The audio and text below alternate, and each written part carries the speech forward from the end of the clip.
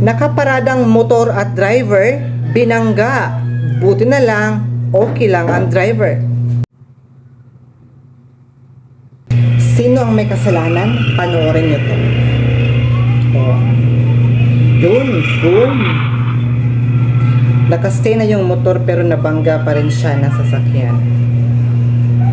Feeling ko ang may kasalanan ito yung driver ng sasakyan kasi wala na siya sa lane niya. Kung tutuusin, nasa lane siya nasa motor na nabanggaan niya.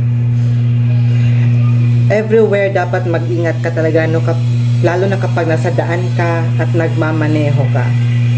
Kasi maaari kang makabangga ng nakamotor o yung mga taong naglalakad lang, maaari mong mabangga. So be careful all the time kapag nasa kalsada ka.